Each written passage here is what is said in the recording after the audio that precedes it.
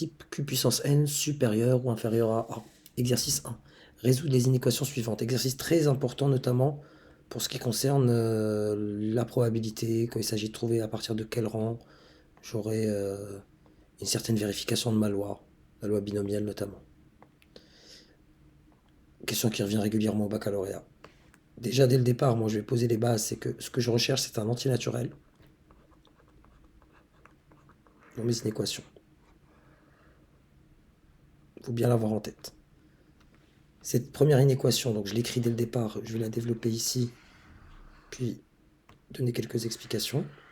J'ai 5 neuvièmes, donc je vais introduire la fonction logarithme népérien. Je vais vous la représenter là, ma fonction logarithme népérien, en bleu, vulgairement bien sûr. Elle va s'annuler au niveau de 1, elle est strictement croissante, donc elle conserve l'ordre. Et lorsque je suis entre 0 exclu et 1, je suis négatif. Les images sont négatives. Et à partir de 1, je suis dans le positif. Voilà, c'est visuellement parlant. Donc là, je vais introduire le logarithme népérien, fonction donc qui est croissante. Donc mon inéquation est équivalente à, en introduisant le logarithme népérien, donc logarithme népérien de 5 neuvièmes à la puissance n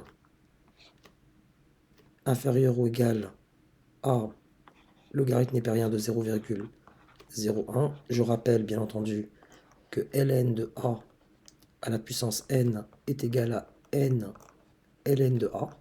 J'extrais la puissance qui devient un facteur. Ça me donne donc n logarithme népérien de 5 neuvièmes inférieur ou égal au logarithme népérien de 0,01. Par la suite, dans l'étape suivante, je vais diviser par une certaine quantité. Cette quantité c'est ln de 5 neuvièmes. Et lorsque je divise par une quantité, si elle est négative, je dois changer le sens. Est-ce que 5 neuvièmes est négatif? Bien sûr. 5 neuvièmes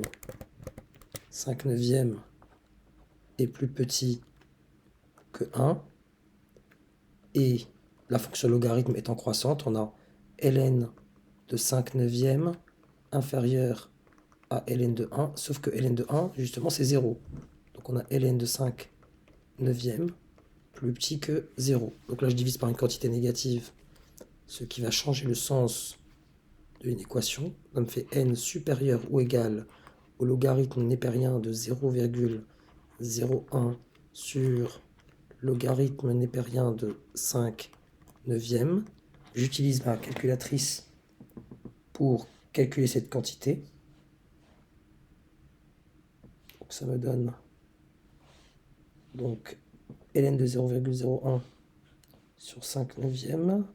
Donc on a n, notre naturel. Donc on cherche un naturel.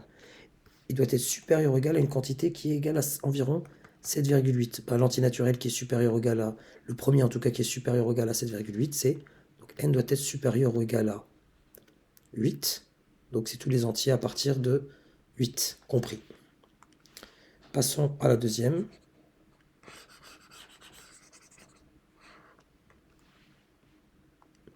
Donc, la petite remarque, je le vois directement. Ayez en tête que 2 puissance n, c'est 2 puissance n moins 1 fois 2.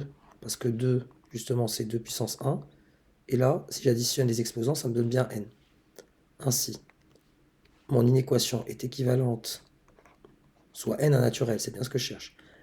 Donc le 2 puissance n, c'est 2 puissance n moins 1 fois 2, moins 7 fois 2 puissance n moins 1, strictement plus grand que moins 3. Cela est équivalent à, en ayant comme facteur commun 2 puissance n moins 1, ça me donne 2 puissance n moins 1 facteur de... Le premier 2 puissance n moins 1 est multiplié par 2, je mets 2, c'est une différence, donc je mets moins, et le deuxième 2 puissance n moins 1 multiplié par 7, strictement plus grand que moins 3. Cela est équivalent à 2 puissance n moins 1 fois moins 5, strictement plus grand que moins 3, qui est encore équivalent A, là je vais diviser par une quantité négative, donc ça va changer le sens de mon inéquation, donc 2 puissance n-1 sera strictement inférieur à moins 3 sur moins 5. Bien entendu, le quotient de deux nombres négatifs est une quantité positive, donc moins et moins, vulgairement dit, il n'y a plus de moins. J'introduis à ce moment-là la fonction logarithme népérien, qui est une fonction, comme on l'a dit tout à l'heure, croissant, donc elle conserve l'ordre. Ça me donne logarithme népérien de 2 à la puissance n-1, strictement plus petit que le logarithme népérien de 3 cinquièmes. Cela est encore équivalent en utilisant cette propriété-là. A, j'extrais mon exposant qui devient un facteur, n-1, facteur de ln de 2, strictement plus petit que ln de 3 cinquièmes, et je poursuis mon équivalence, c'est-à-dire, là je vais diviser par ln de 2, et vous voyez bien que l'image de 2 par la fonction logarithme népérien est une quantité positive. À partir de là, je peux diviser par ln de 2 en toute tranquillité. J'aurai comme équivalence n-1 strictement plus petit que ln de 3 cinquièmes divisé par ln de 2, ce qui est encore équivalent à n strictement plus petit que ln de 3 cinquièmes sur ln de 2, avec le moins 1 qui passe de l'autre côté, passez-moi l'expression, ce qui donne environ, en tapant ça, cette quantité à la calculatrice, environ 0,26. Quel est l'entier qui est strictement plus petit que 0,26? Un entier naturel, donc c'est n qui est égal à 0.